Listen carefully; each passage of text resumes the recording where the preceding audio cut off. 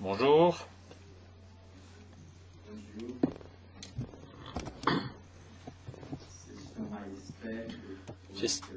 J'espère que vous êtes réveillés ce matin pour avoir pu dormir une heure de plus cette nuit. J'étais un peu dans le doute, je ne sais pas s'il fallait avancer ou reculer l'heure, et puis j'ai fini par me réveiller à l'heure antérieure, l'heure précédente. On va parler aujourd'hui un peu de la glande pinéale et son lien, sa relation avec le phénomène médiumnique.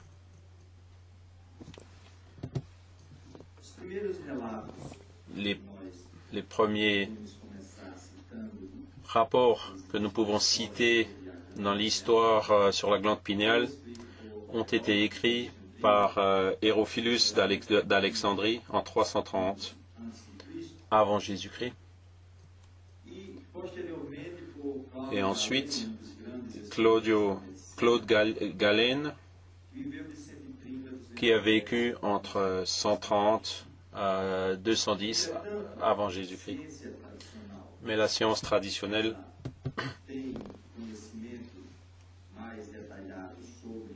elle connaît plus en détail la fonction de la glande pinéale grâce à René Descartes au XVIIe siècle. Il a établi que cette glande serait le siège de l'âme. Elle ne serait pas juste l'organe vestige, comme encore aujourd'hui on le considère par beaucoup de studieux le considèrent, mais il a une fonction plus importante. À cette époque, Descartes, il avait classé la glande pinéale ou l'épiphyse comme étant le siège de l'âme. Il a aussi établi une barrière entre ce qui est du domaine de l'âme et ce qui est du domaine de la science lié au corps physique.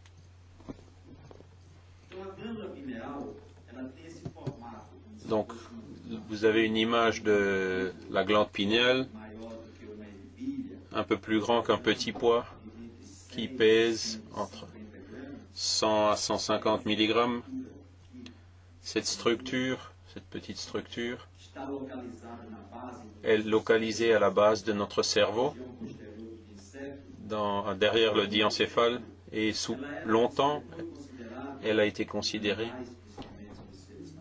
chez les animaux comme un corps photorécepteur. De quoi s'agit-il? Une structure qui réagit aux stimulations lumineuses. Et elle a tout simplement pris une fonction qui était juste une dépendante donc des stimulations lumineuses et qui pouvait inhiber ou activer son fonctionnement. Dans l'actualité, la glande pinéale, chez nous les humains, elle a une fonction un peu plus évoluée.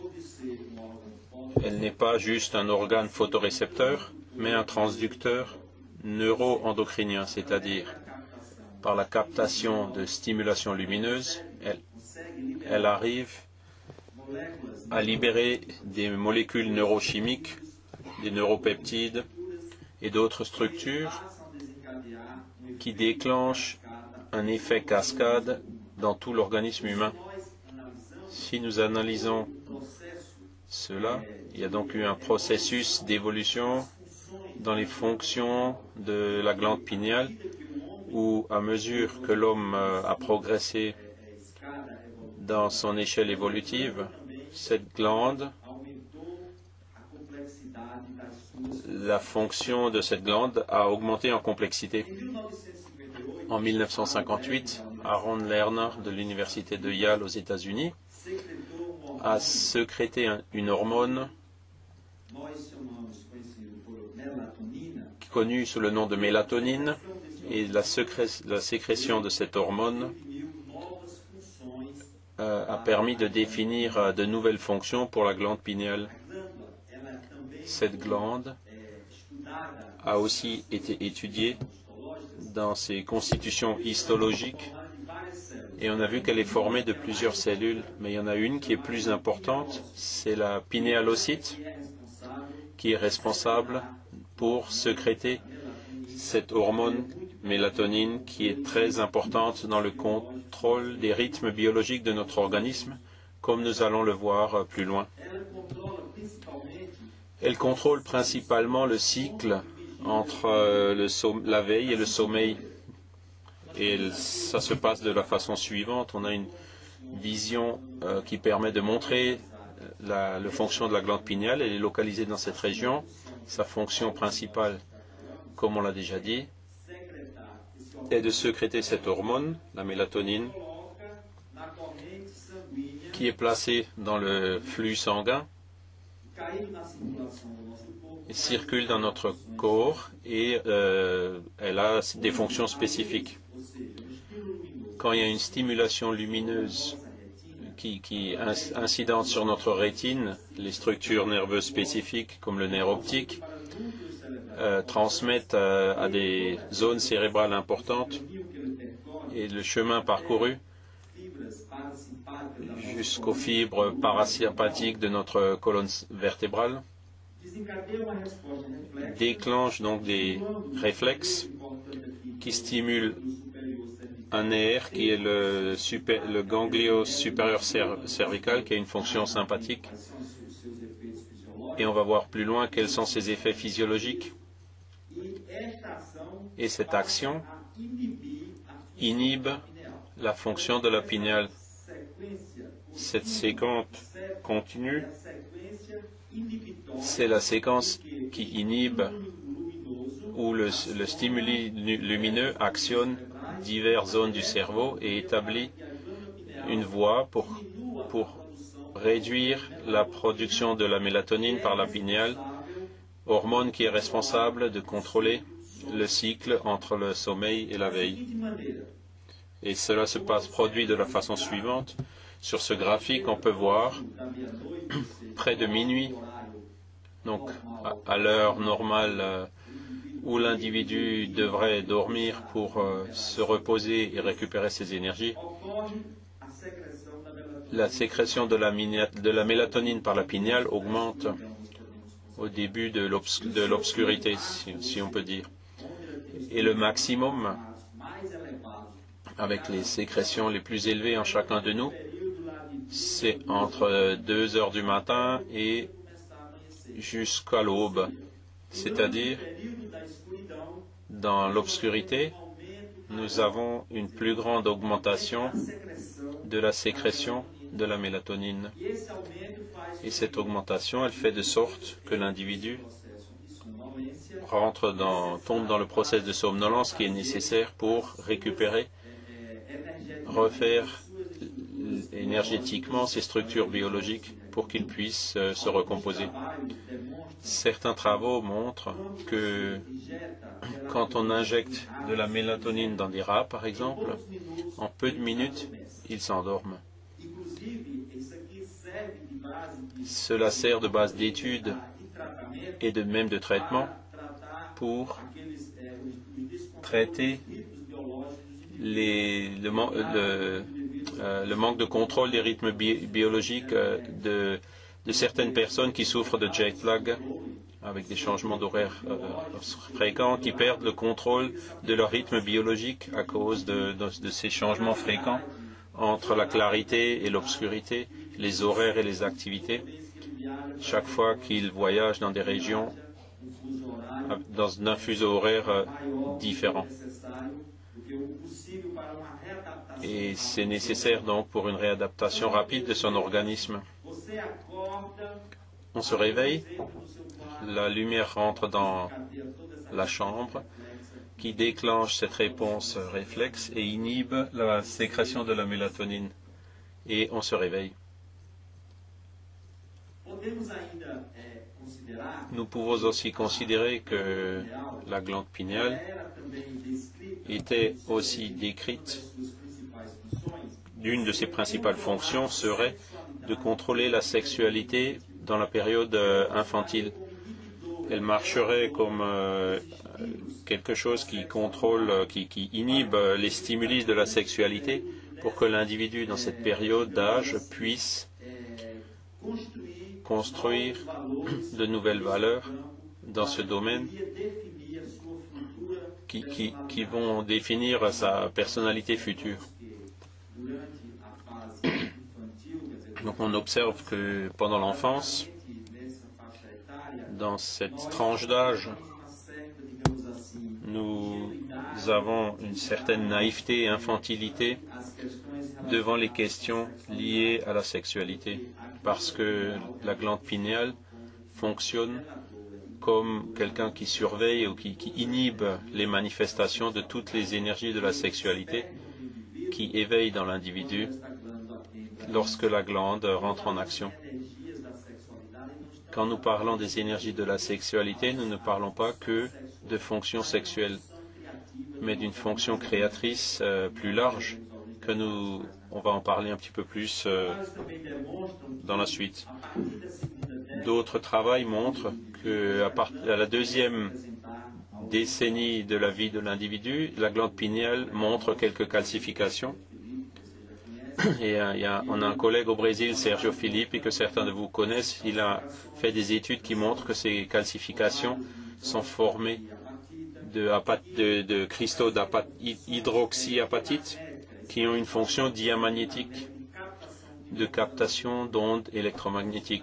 Donc, ça fonctionnerait plus ou moins de la manière suivante. La glande pinéale, par ces cristaux, arrive à capter des ondes électromagnétiques, les retenir, et à partir de là, faire de sorte que ces mêmes caractéristiques, que cette onde extérieure qui arrive sur l'individu, elle peut être reproduite chez la propre personne qui l'a captée.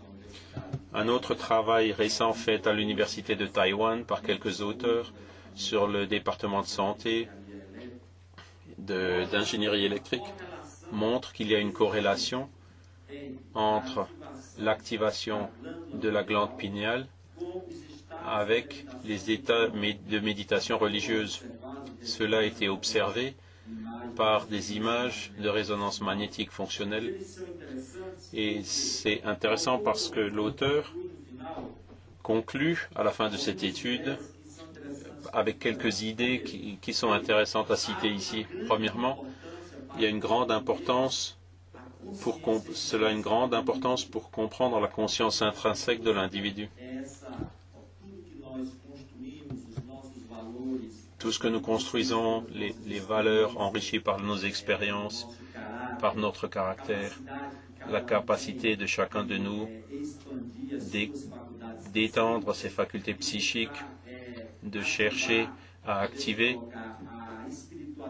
la spiritualité, pour ainsi dire, dans chacun de nous, toutes nos croyances, tous nos désirs, nos volontés. Il y a donc une corrélation qui est liée à cette glande pinéale qui peut mettre en évidence ces facteurs. L'examen a aussi montré une activation intense de la glande pinéale pendant la méditation. Il y a aussi une augmentation de la production de mélatonine pendant cette période des états méditatifs qui ont été réalisés. Et il y a aussi la possibilité, donc l'hypothèse qui dit que c'est une véritable connexion entre l'âme et le corps physique. C'est important de dire que toutes les expériences et les travaux qui sont réalisés avec les méditations prouvent aussi ce qui suit. Parmi les diverses formes, les divers types de méditation qui existent, les réponses sont différentes également, parce qu'il faut prendre en compte des facteurs très subjectifs comme la technique employée, les valeurs intrinsèques de l'individu, le temps de méditation, la durée de méditation, l'expérience et la période aussi où cette expérience a été réalisée. Ce travail, il y a eu des méthodologies de méditation traditionnelle chinoise qu'on peut voir sur ce slide. Pendant cette phase traditionnelle de la méditation, il y a plusieurs zones du cerveau qui sont en jaune ici, les zones activées sont en jaune. Il n'y a pas que la glande pinéale qui est activée. Il y a aussi d'autres noyaux, d'autres structures importantes qui sont activées pendant le début de cette phase de méditation. Ce type de méditation consiste à passer 3 à 5 minutes dans un silence mental. Et c'est là que l'individu cherche à absorber l'énergie créatrice, appelée PK, pour intensifier cette action méditative. Cependant, après cette phase d'analyse de ces états méditatifs, il y a eu d'autres images qui ont pris aléatoirement après cette période. Et on a vu qu'il y a encore d'autres noyaux qui restent activés, parmi eux la glande pinéale qui montrait encore des signaux d'activité, même quelque temps après la fin de la phase méditative qui était objet de l'analyse du slide antérieur. Cette autre image montre, c'est un petit peu, on ne voit pas bien, mais on voit un point rouge ici. On voit la partie après la méditation avec celle du groupe contrôle sur la gauche, sans état de méditation, qui n'a pas le point rouge. Et ça montre aussi que là, il reste une activation de la glande pinéale, même après les états méditatifs. Ce sont des données, comme on a déjà dit, où il n'y a pas de relation cause à effet, mais qui montrent en vérité une corrélation entre certains états méditatifs de l'individu qui cherchent à définir la réalité d'une conscience, la nature de sa conscience intrinsèque, avec des examens qui montrent l'activation de certaines régions du cerveau, y compris la glande pinéale, comme on vient de voir. Un autre travail intéressant à citer, présenté par le docteur Rick Strassman de British Columbia University. Donc il fait une corrélation entre cette substance neurochimique, cette molécule DMT, diméthyltryptamine, qui a des effets hallucinogènes. C'est une substance qui est utilisée par quelques sectes religieuses. Mais le médecin dit qu'on possède aussi cette substance endogène, cette même substance. Nous le produisons aussi dans notre corps. Il y a du DMT endogène qui occupe des récepteurs spécifiques pour déclencher ce même effet. Cette substance réagit, elle est aussi sécrétée par la glande pinéale. Et le docteur Rick a montré que la glande pinéale est un organe qui réagit aux ondes électromagnétiques. Nous pouvons peut-être aussi voir ici une porte de transition entre le spirituel et le matériel, ou entre l'esprit et le corps physique, entre ces deux réalités où nous cherchons donc le point en commun, le lien entre les deux. Et la question à poser, c'est, y aurait-il ici une base biologique pour la spiritualité, c'est-à-dire une voie, une porte, un chemin utilisé par la spiritualité de l'individu pour se manifester? Donc ce sont des questions, des points d'interrogation qui doivent encore être analysés afin que nous puissions trouver des réponses adéquates. Il est clair que ici, par ces informations que nous vous passons, on n'a pas la prétention de prouver qu'il y a une relation de cause à effet, mais par contre, ce sont des éléments qui suggèrent quelque chose de neuf qu'il faut encore approfondir, il faut faire des recherches pour trouver une réponse qui satisfait tout le monde. Principalement parce que ces informations qui arrivent aujourd'hui par ces examens, par d'imagerie, ces recherches faites par ces auteurs, vise à confirmer des informations qui ont déjà été obtenues antérieurement, comme on va le voir d'ici peu. On va lister maintenant quelles seraient les principales caractéristiques anatomiques et fonctionnelles de la glande pinéale, pour que nous puissions, après, comprendre les effets quand nous sommes dans l'exercice de la médiumnité. Sa fonction est donc englobée dans ces deux symptomatologies, organique et psychique. La glande pinéale est innervée par le ganglion cervical supérieur. Le premier slide qu'on a montré, où on a vu que la lumière, avant d'inhiber la glande pinéale, elle passe par le ganglion cervical supérieur, qui est innervé par le système nerveux sympathique de notre corps, qui est ce système ancestral qui nous prépare à la lutte ou à la fuite, que nous avons déjà développé et renforcé dans toutes nos expériences, dans toutes les vies, dans le règne animal, à l'époque des cavernes, avec tous les défis que nous avons relevés. Et aujourd'hui, ce système, il sert dans les situations de stress, c'est-à-dire quand nous devons faire face à des moments stressants de notre vie. C'est là où nous actionnons ce système nerveux sympathique qui a des caractéristiques propres, qui sont des caractéristiques adrénergiques, qui libèrent des adrénalines, donc, qui nous donnent la force de pouvoir courir. Et chaque fois que ce système est actionné, il y a les battements du cœur augmentent, la respiration, la transpiration, on commence à transpirer. Il y a une restriction des vases dans notre corps. Et c'est pour ça qu'on dit que l'individu est devenu blanc quand il a eu blanc d'effroi, tellement il a été effrayé. Donc ce n'est pas un dicton populaire, c'est tout simplement une réponse physiologique normale à des situations de stress que l'individu souffre. Le flux sanguin diminue vers la périphérie et passe plutôt par les organes nobles, justement pour qu'on puisse lutter.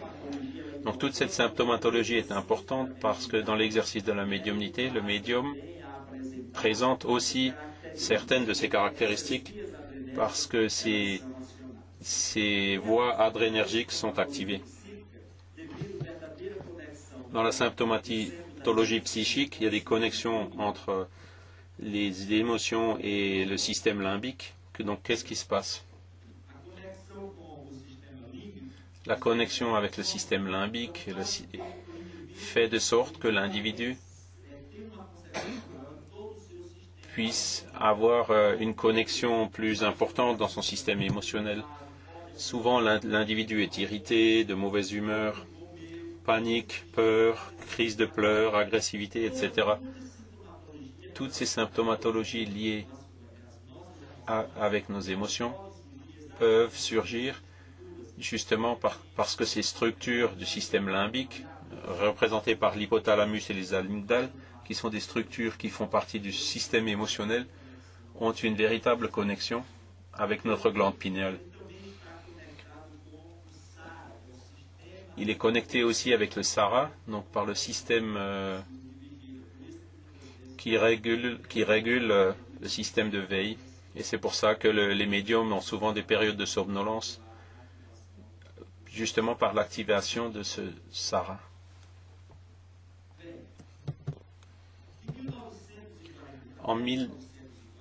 Jusqu'à 1945, quand ce livre a été psychographié par Francisco Cândido Xavier, l'auteur spirituel que vous voyez sur la droite, a apporté de nouvelles informations sur la glande pinéale, c'est-à-dire ou l'épiphyse. Ce que nous avons dit auparavant, c'est ce qui était su à l'époque par la science traditionnelle. Mais André Louis a apporté des nouveaux éléments. Et ce que nous allons voir maintenant, ce sont les informations qui ont été apportées par cet auteur pour que nous puissions comprendre la véritable fonction de la glande pinéale chez l'homme, principalement dans sa connexion avec le monde spirituel par le phénomène de la médiumnité. Premièrement, la glande pinéale sécrète des hormones psychiques ou des unités force que affirme André Louis. Elle a une ascendance sur les divers systèmes régulatoires de l'individu. Tout le système endocrinien qui est responsable pour l'élaboration des sécrétions d'hormones, de certaines hormones, fonctionne sous la commande de la glande pinéale. La thyroïde, les glandes mammaires, suprarénales, juste même les glandes sexuelles principalement. Les glandes sexuelles où se contrôlent et qui dépendent de l'action de supervision de la glande pinéale. Rappelez-vous ce que nous avons dit au début, qui était, on savait qu'elle était, elle contrôlait les instincts et puis les activités sexuelles chez les enfants. Et à partir de, après 20 ans, il y a une libération de toutes ces forces créatrices, donc montrant l'incidence qu'elle garde sur tout le système endocrinien et principalement sur les glandes sexuelles qui représentent chez l'homme la voie d'écoulement de ces forces créatrices par les organes traditionnels qui sont connus par l'humanité. Mais la force de l'homme garde son origine dans les forces spirituelles, et la glande pinéale, elle contrôle ces forces. Il y a plusieurs. La voie de la sexualité n'est qu'une des voies qui peut être analysée par les travaux, les études scientifiques, l'assistance sociale et d'autres manières. Une autre fonction très importante énoncée par André Louis, c'est que la glande pinéale qui préside les phénomènes de l'émotivité comme organe d'expression élevé du corps spirituel.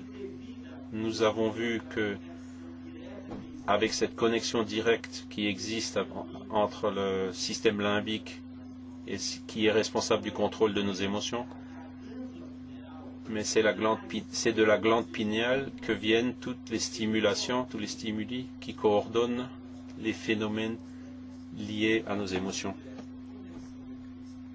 par cette connexion intrinsèque qui existe. Un autre fait qui est intéressant à comprendre, c'est que c'est par la glande pinéale que se passe une véritable connexion entre toutes les existences de l'individu.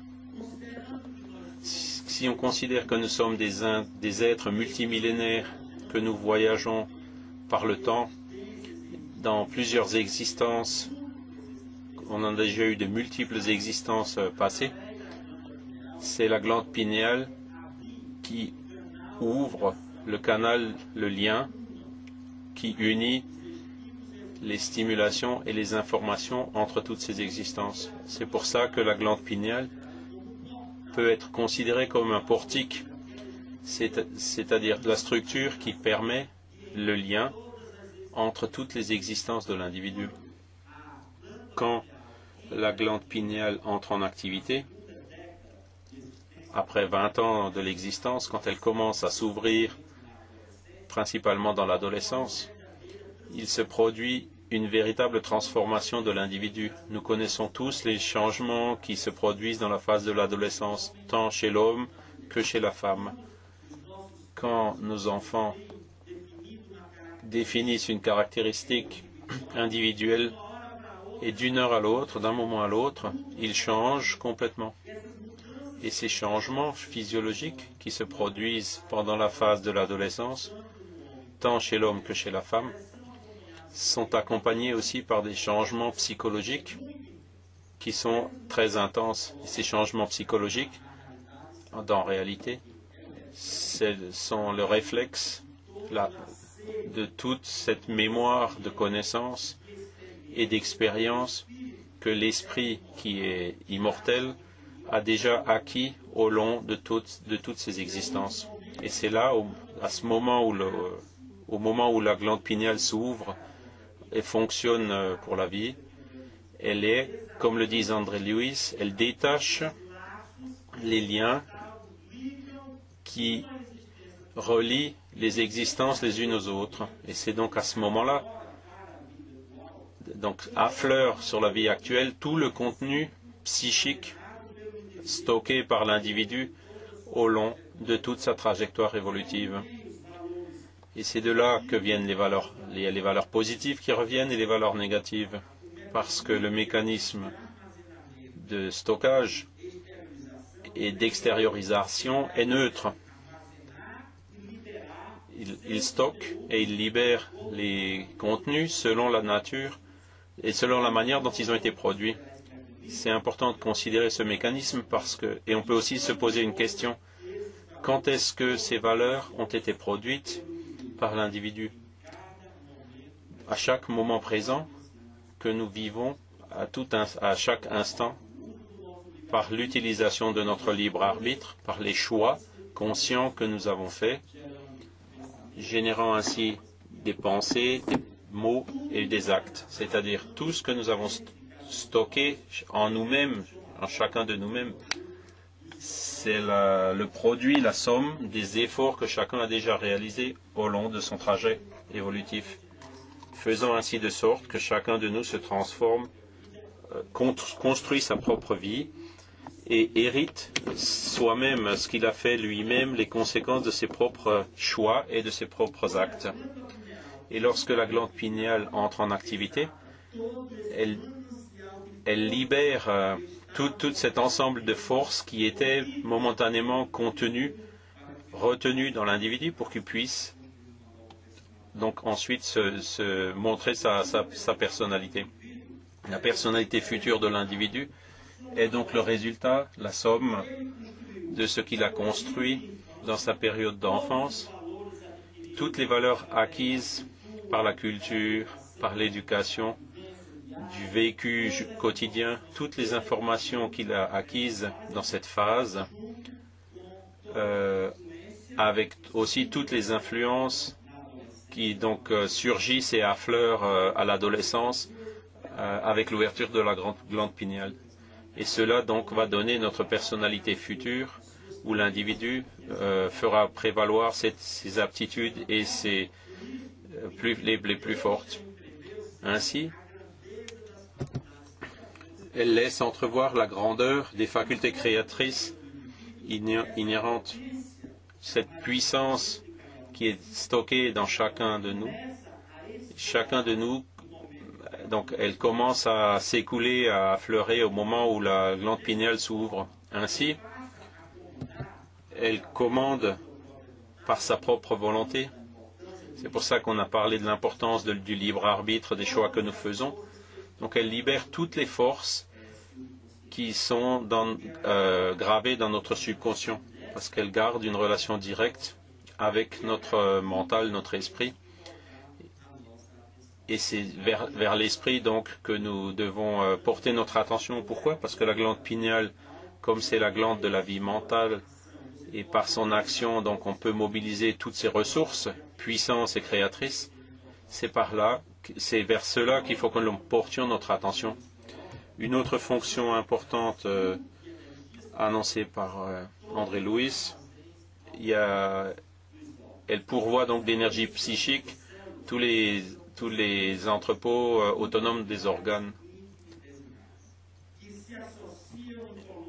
donc qui s'associent en colonie pour former les organes et les tissus, qui ont une vie propre, toutes ces cellules, qui reflètent la vitalité et l'énergie psychique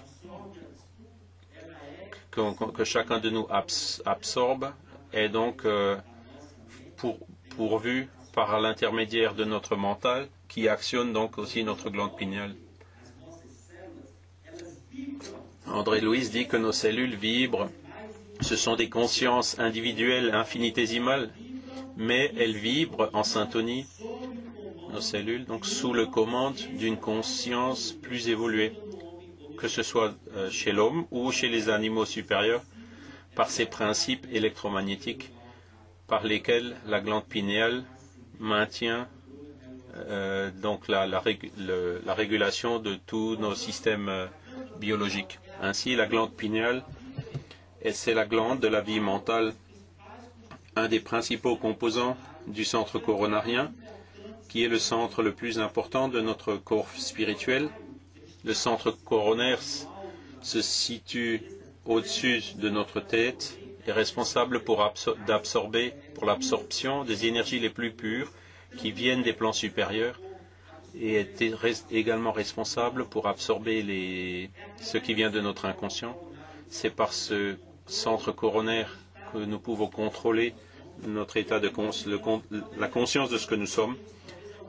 Et on y trouve aussi certains de ces neurones que Dr Irvenia a parlé hier. Donc ceux qui captent les stimulations qui viennent de l'extérieur et les autres neurones qui captent ceux qui viennent de l'intérieur de l'individu. Et peut-être ici, ces structures neuronales, on peut les trouver, celles qui peuvent permettre aussi de capter les informations qui viennent de l'intimité de la personne et qui reflètent donc la conscience. Et comme cela est montré dans le travail fait par l'Université de Taïwan, ce ne sont peut-être pas des neurones physiques, mais ce sont des neurones dans d'autres états qui permettent de capter ces énergies tellement importantes et donc qui permettent le lien. On peut donc dire que la glande pinéale, c'est la glande de la vie spirituelle de l'homme. Nous avons vu qu'elle fonctionne, elle lie aussi une existence avec l'autre, avec les autres. C'est un laboratoire extraordinairement puissant, non seulement pour le fonctionnement physique avec les neuropeptides, libération de neuropeptides qu'on l'a vu, mais aussi pour la partie psychique et libère donc les forces psychiques qui donc alimentent toutes les fonctions de nos cellules et donc qui maintiennent le fonctionnement équilibré de toute notre structure psychophysique. Elle traduit les stimuli psychiques en réactions somatiques et vice-versa. Elle capte les stimulations qui viennent des deux régions intérieures et extérieures et fonctionne comme un organe qui capte ces informations dans les deux sens. Et elle met aussi l'être incarné en contact permanent avec le monde spirituel. C'est-à-dire, c'est par la glande pinéale, la fonction noble de cette structure, que nous sommes en connexion permanente avec le monde spirituel. C'est-à-dire, pendant le processus de réincarnation, quand nous abandonnons la vie spirituelle qui est préexistante pour reprendre les expériences de la vie incarnée, nous ne sommes pas complètement déconnectés de la vie antérieure. Il reste toujours encore un lien important qui fait que nous restons en connexion permanente avec ce monde spirituel, comme le dit André Louis. Nous sommes donc des êtres qui appartiennent à deux mondes. Nous sommes des êtres incarnés, donc qui ne sont pas en permanence incarnés, désincarnés. Donc dans ce va-et-vient, l'esprit se construit lui-même, il définit sa propre réalité par les choix de ses propres actes. Ainsi, dans l'exercice médiumnique de toute modalité, l'épiphyse joue un rôle très important parce que la médiumnité demande une attitude mentale équilibrée, parce que par-dessus tout, la médiumnité, c'est un phénomène de perception sensorielle et l'attitude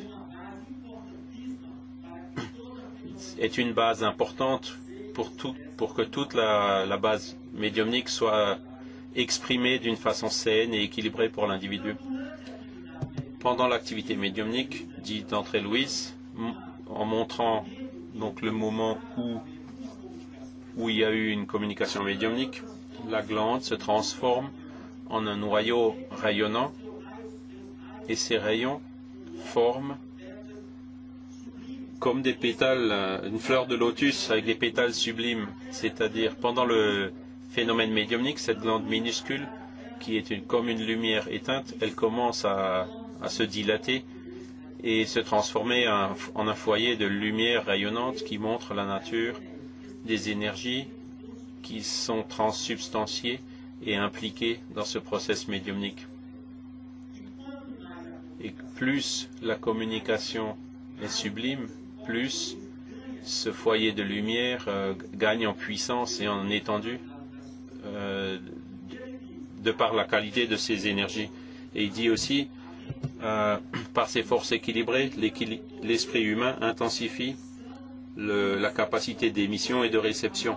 C'est-à-dire, notre structure mentale fonctionne comme une station qui capte et émet ces ondes électromagnétiques et font de sorte que le médium puisse capter les informations qui viennent de l'esprit communicant et puisse extérioriser cette information en la transformant et parfois aussi en la modifiant. Ces informations qui sont apportées ou qui sont envoyées par une source extérieure.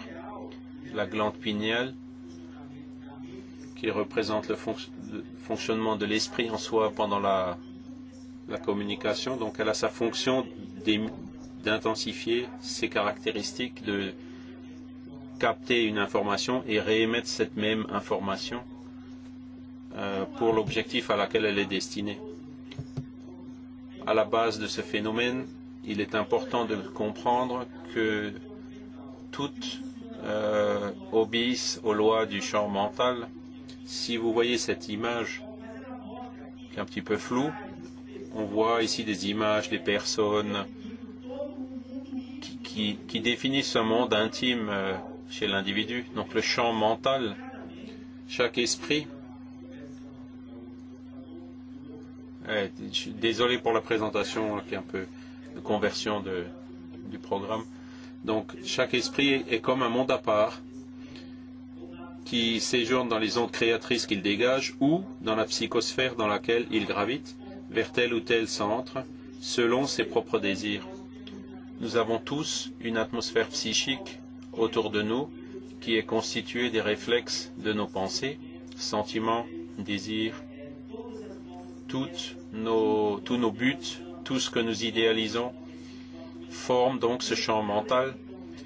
Et en plus de ce champ mental, il faut dire aussi que les similaires attirent les similaires et il est important que le médium puisse comprendre le besoin qu'il a d'enrichir ses pensées pour incorporer les trésors moraux et culturels pour que dans ce processus d'auto-éducation, il puisse permettre que la lumière qui jaillit du haut par les missionnaires qui supervisent nos activités, c'est-à-dire les trésors moraux et culturels, l'enrichissement de la propre pensée, de notre attitude mentale, sont ceux qui nous permettent la syntonie avec les bienfaiteurs plus évolués, les missionnaires qui peuvent nous apporter des messages plus élevés, et donc